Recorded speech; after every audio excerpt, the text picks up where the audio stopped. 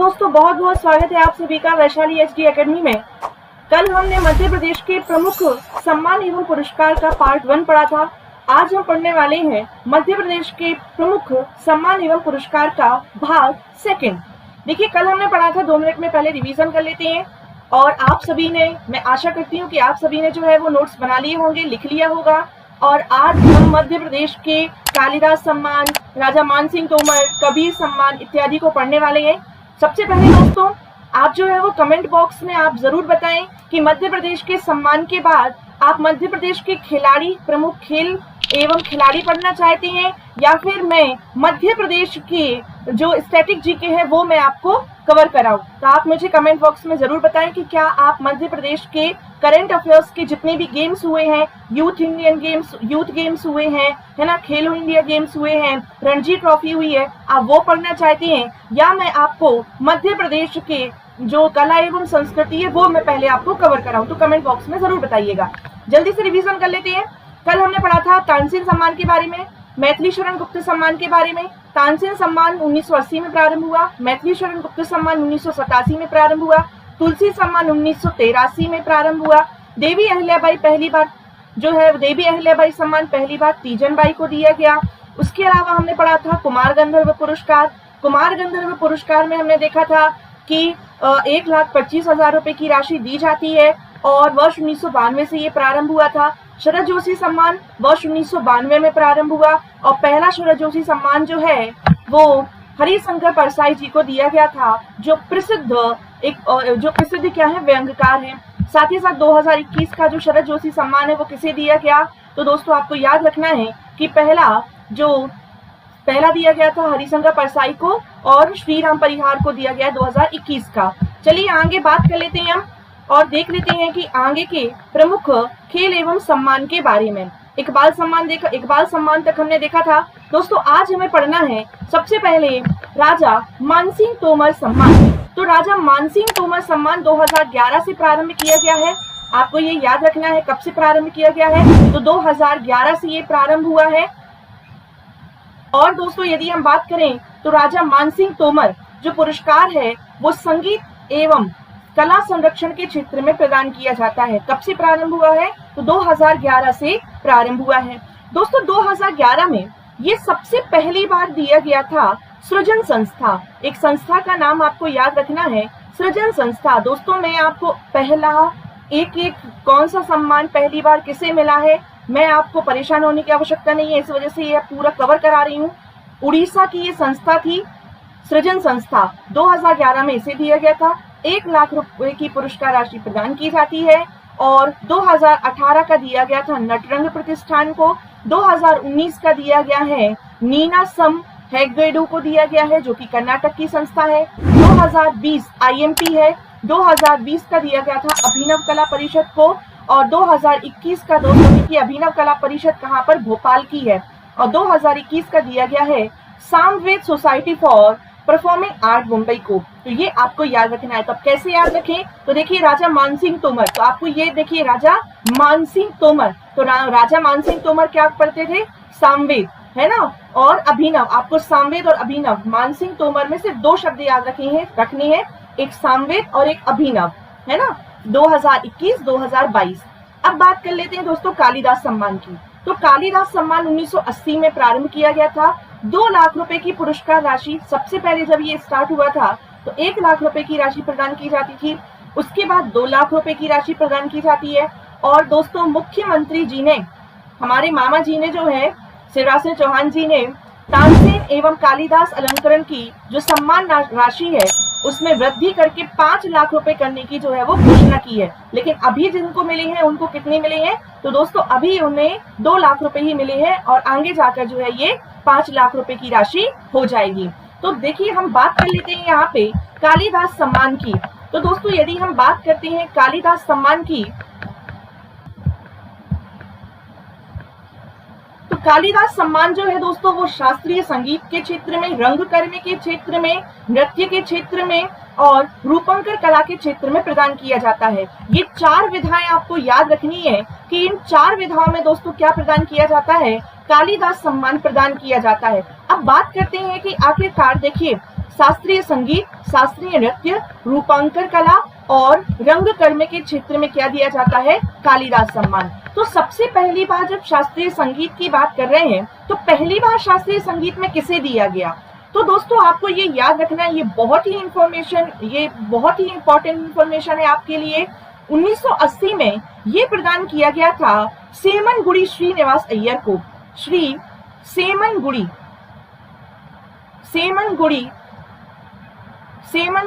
श्रीनिवास अय्यर को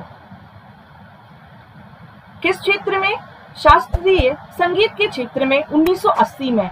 और इन्हीं के साथ एक और व्यक्ति जिनका नाम आपको याद रखना है, पंडित मल्लिकार्जुन, है ना, पंडित मल्लिकार्जुन मंसूर। पंडित मल्लिकार्जुन मंसूर को दिया गया था 1980 में। कब? 1980 में संगीत के क्षेत्र में।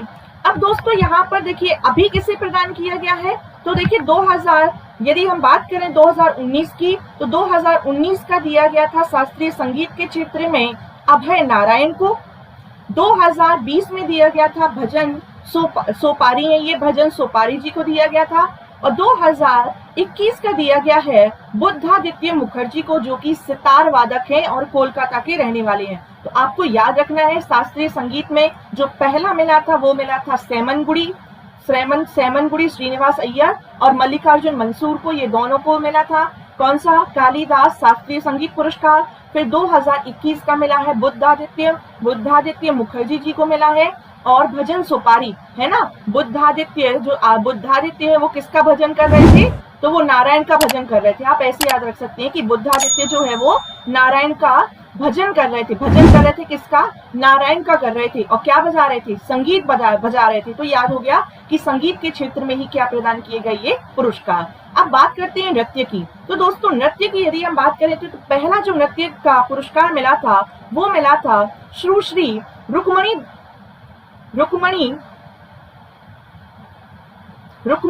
देवी जी को मिला था।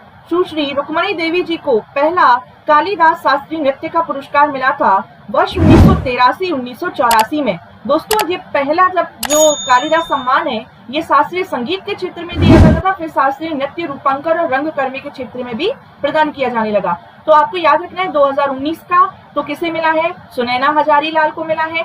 2020 का मिला है शांता और पीबी धनंजय जी को मिला है जो कि चेन्नई के हैं। और 2021 का मिला है डॉक्टर पुरु दाधीच जी को मिला है जो कि कथक नृत्य करते हैं। तो ये आपको याद रखना है। नृत्य कौन कर रहा है? तो पुरु। कौन कर रहा है नृत्य? तो पुरु।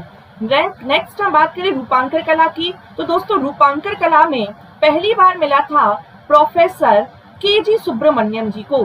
के.जी. सुब्रमण्यम, देखिए ये बहुत ही इंपॉर्टेंट डाटा है जो आप एक बार यदि आप नोट डाउन कर लेते हैं तो दोस्तों आपका हर एक एग्जाम, चाहे वो एमपीपीएससी प्री हो, चाहे दोस्तों आपका फॉरेस्ट एग्जाम हो, जेल पहरी हो, है ना, हर एक एग्जाम में एक ना एक क्वेश्चन इनसे आता ही है। और मैं आपसे यही कहूंगी कि आप जब तक इन्हें लिखेंगे नहीं तो तब तक याद नहीं होगा, इस वजह से आप जो है वो लिखते भी जाएं। तो रूपांकन कला में 2019 का जो पुरस्कार मिला है वो परमजीत सिंह, 2020 का ध्रुव मिस्त्री और 2021 का वासुदेव कामत जी को मिला है जो कि क्या है? ये चित्रकार है। रूपांकन कला में इन्हें क्या दिया गया है? तो पुरस्कार प्रदान किया गया है। दोस्तों रंगकर्मी की यदि हम बात कर रहे हैं तो रंगकर्मी के क्षेत्र में जो पहला पुरस्कार प्रदान किया गया था वर्ष 1982 में वो मिला था श्री शंभु मित्र को। शंभु मित्र, तो आपको याद रखना है रंग कर्म में, है ना, कि कर्म का फल कौन देता है? तो शिव शंभु ही देते हैं। तो श्री शंभु याद रखेंगे। और 2021 का किसे दिया गया है? तो राजीव वर्मा को दिया गया है, ये आप याद रखें। ये हो गए हमारे कालिदास पुरस्कार। दोस्तों नेक्स्ट अब हम बात करते हैं कबीर सम्मान की। तो दोस्तों जो कबीर सम्मान है ये वर्ष 1986 में प्रारंभ किया गया था, 1986 में प्रारंभ किया गया था। और 1996 में कौन सा? 1996 में देवी अहिल्याबाई, है ना, 3 लाख रुपए की पुरस्कार राशि जो है वो इसमें प्रदान की जाती है। और भारतीय भाषाओं में लिखी गई कविता के लिए ये प्रदान किया जाता है। आपको याद रखना है भारतीय भाषाओं में लिखी गई कविता के लिए कौन सा पुरस्कार दिया जाता है? तो कबीर सम्मान दिया जाता है। और पहला जो कबीर सम्मान दिया गया था वो दिया गया था श्री गोपाल कृष्ण अडिग जी को। किसे? गोपाल कृष्ण अडिग। ये कब प्रदान किया गया था? तो आपको याद रखना है, पहला है तो कब दिया होगा? वर्ष 1986 में। वर्ष 2018 का दिया गया था तेलुगु कवि जिनका आपको नाम देखिए गोरटी बिकन्ना। फिर 2019 का विनय राजाराम को दिया गया, 2020 का दिया गया मनोज श्रीवास्तव को और 2021 का दिया गया श्याम सुंदर दुबे जी को। किसे? श्याम सुंदर दुबे को। तो आपको याद रखना है गोटी खेल रहे थे कौन, है ना? तो विनय, ये आपको याद रखना है, गोटी, विनय, मनोज, श्याम सुंदर, है ना? तो श्याम सुंदर क्या करते हैं? बहुत ही अच्छी हिंदी भाषाओं की कविताएं लिखते हैं। आप ऐसा 21 और 20 का तो आपको याद रखना, आप 18-19 का याद नहीं कर सकते हैं तो कोई बात नहीं, लेकिन आपको 20 और 21 का तो है वो याद रखना ही है। नेक्स्ट दोस्तों अब हम बात करते हैं कवि राष्ट्रीय कवि प्रदीप सम्मान की। तो जो प्रदीप सम्मान है ये 2012 में प्रदान किया गया, 2012 में प्रारंभ किया गया और ये मंचीय कविता के लिए दिया जाता है। किसके लिए दिया जाता है? जो मंचीय कविता है ना, तो उसके लिए दिया जाता है। 2 लाख रुपए की पुरस्कार राशि जो है वो इसमें प्रदान की जाती है। कवि प्रदीप सम्मान 2012 में पहली बार दोस्तों किसे प्रदान किया गया था? तो ये आपको याद रखना है, गोपाल दास नीरज को।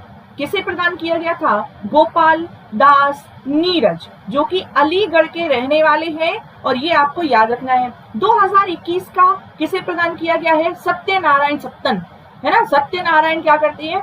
मंचीय कविता करते हैं। सत्यनारायण सत्तन इंदौर के रहने वाले, बहुत ही इंपॉर्टेंट। कुंवर बेचैन को दिया गया था, गाजियाबाद के रहने वाले, 2019 का। और 2020 का दोस्तों शिव ओम अंबर, है ना? तो याद रखें, कुंवर जी क्या थे? कुंवर जी बेचैन थे, तो इन्होंने किसकी पूजा की? शिव ओम जी की, है ना? शिव जी की पूजा की। फिर इन्हें जो है वो शांति नहीं मिली तो फिर इन्होंने क्या करवाया? सत्यनारायण की कथा भी करवा दी। तो आप ऐसे याद रख सकती हैं। और ये मंचीय कविता करने लगे, है ना? तो मंचीय कविता के लिए कवि प्रदीप सम्मान दिया जाता है। 2012 में पहली बार गोपाल दास नीरज को दिया गया, कुंवर बेचैन को दिया गया। 2019 कुंवर बेचैन, शिव ओम अंबर और सत्यनारायण सत्तन। आई होप आप सभी को जो है वो याद होता जा रहा होगा। नेक्स्ट दोस्तों अब हम बात कर लेते हैं लता मंगेशकर सम्मान की। दोस्तों लता मंगेशकर सम्मान आने की संभावना बहुत ज्यादा है कि इससे एक ना एक क्वेश्चन जो है वो आएगा ही आएगा, है ना? तो स्वर कोकिला आप जानते हैं हमारे बीच नहीं रही, लेकिन देख लेते हैं लता मंगेशकर सम्मान। तो 1984 में 1984 में ये सम्मान प्रारंभ किया गया था और इसकी पुरस्कार राशि कितनी है दोस्तों? 2 लाख रुपए। सुगम संगीत के क्षेत्र में कलात्मक श्रेष्ठता को प्रोत्साहित करने की दृष्टि से जो मध्य प्रदेश का संस्कृति विभाग है वो लगातार 1984 से क्या दे रहा है? लता मंगेशकर पुरस्कार दे रहा है। और पहला ऐसा दोस्तों लता मंगेशकर पुरस्कार श्री नौशाद को मिला था। किसे मिला था? नौशाद को मिला था वर्ष 1984 में। और दोस्तों बात कर लेते हैं 2021 का। तो IMP 2021 का ये दिल भी कितना पागल है जो प्यार तुम्हीं से करता है गाना गाने वाले कुमार सानू को, है ना? तो कुमार सानू जी को मिला है, पार्श्व गायक हैं, मुंबई के रहने वाले हैं। 2020 का मिला है आनंद मिलिंद को, संयुक्त रूप से मिला है। और 2019 का शैलेंद्र सिंह, 2018 का कुलदीप सिंह और 2017 का सुमन कल्याणपुर। और आप इतने याद नहीं कर पा रहे हैं तो कुमार सानू तो आपको याद रखना ही है, मैंने गाना भी बता दिया, है ना? आपको ये याद रखना है, कुमार सानू 2021 का लता मंगेशकर पुरस्कार। दोस्तों नेक्स्ट बात कर लेते हैं जमुना लाल बजाज पुरस्कार। अब ये छोटे छोटे से पुरस्कार है, इन्हें भी जल्दी से कवर कर लेते हैं। जमुना लाल बजाज पुरस्कार, तो आप याद रखेंगे कि जो जमुना लाल बजाज पुरस्कार है, पहले ये फाउंडेशन है एक, है ना? जमुना लाल बजाज, इनका नाम आपने सुना होगा, ये गांधी जी के दत्तक पुत्र हैं। और 1977 में एक ये जो देखिए 1977 में एक फाउंडेशन की स्थापना की गई थी। और यही फाउंडेशन जो है वो क्या देती है कि अलग अलग विधाओं में क्या देती है, अलग अलग कैटेगरी में 4 अवार्ड जो है वो देती है, जिनमें 3 पुरस्कार भारतीय नागरिकों को और 1 पुरस्कार जो है वो जो विदेशों में रहने वाले व्यक्ति, विदेशों में रहने वाला ऐसा व्यक्ति जो गांधीवादी विचारधारा को, गांधीवादी मूल्यों को विदेशों में प्रचार प्रसारित कर रहा है, ऐसे व्यक्ति को दोस्तों क्या दिया जाता है? तो जमुना लाल बजाज पुरस्कार दिया जाता है। और ऐसा ही एक व्यक्ति आपको याद रखना है 2022 में, जिनका नाम है झाबुआ जिले के रहने वाले व्यक्ति नीलेश देसाई। दोस्तों ये रहे नीलेश देसाई जी, और नीलेश देसाई जी को ही 2022 का जमनालाल बजाज पुरस्कार दिया गया। और क्यों दिया गया? क्योंकि इन्होंने ही क्या किया है कि भील समुदाय के उत्थान के लिए सामाजिक जो विचारधारा है भीलों के प्रति वो बदलने का प्रयास किया है। समाज सेवी संस्थान की इन्होंने स्थापना की है और इस वजह से इन्हें क्या दिया गया है, तो जमनालाल बजाज पुरस्कार दिया गया है। नेक्स्ट दोस्तों अब हम बात कर लेते हैं दुष्यंत कुमार अलंकरण की। तो दुष्यंत कुमार अलंकरण 1998 में प्रारंभ किया गया। और ये क्यों दिया जाता है? हम जानते हैं कि जो दुष्यंत कुमार संग्रहालय है, पांडुलिपि संग्रहालय, वो भोपाल में है। और यही जो संग्रहालय है यही क्या करता है, तो कुमार दुष्यंत अलंकरण जो है वो प्रदान करता है। और दोस्तों आपको याद रखना है प्रथम किसे दिया गया था, तो एक व्यक्ति जिनका नाम आपको याद रखना है अदम गोंडवी जी को दिया गया था। 2022 का दिया गया है धनंजय वर्मा को, और 2021 का दिया गया है दादा माहेश्वरी तिवारी को। तो दो लोग आपको याद रखना है दुष्यंत कुमार में, दुष्यंत कुमार स्मारक पांडुलिपि संग्रहालय भोपाल 1998 ये देता है। धनंजय वर्मा को दिया गया 2022 का, और 2021 का दिया गया है दादा माहेश्वरी तिवारी का। दोस्तों राष्ट्रीय निर्मल वर्मा पुरस्कार, तो निर्मल वर्मा पुरस्कार 2015 में प्रारंभ किया गया। 1 लाख रुपए की पुरस्कार राशि प्रदान की जाती है। और मध्य प्रदेश का संस्कृति विभाग अप्रवासी भारतीयों को विदेशों में हिंदी का विकास, जो विदेशों में रहकर भी हिंदी के उत्थान में अमूल्य योगदान दे रहे हैं, उन्हें प्रदान किया जाता है राष्ट्रीय निर्मल वर्मा पुरस्कार। आपसे ऐसा भी पूछ लिया जा सकता है कि किस लिए दिया जाता है, कब प्रारंभ किया गया, और 2021 का किसे दिया गया, तो शिखा जी को दिया गया 2021 का। इन्होंने लंदन में हिंदी भाषा का प्रचार प्रसार किया है। और 2020 का दिया गया है रोहित कुमार हैप्पी जी को। ये हैप्पी इसलिए क्योंकि हिंदी का प्रचार प्रसार कर रहे हैं और इन्हें क्या मिल गया है, निर्मल वर्मा पुरस्कार मिल गया, तो ये और भी हैप्पी हो गए।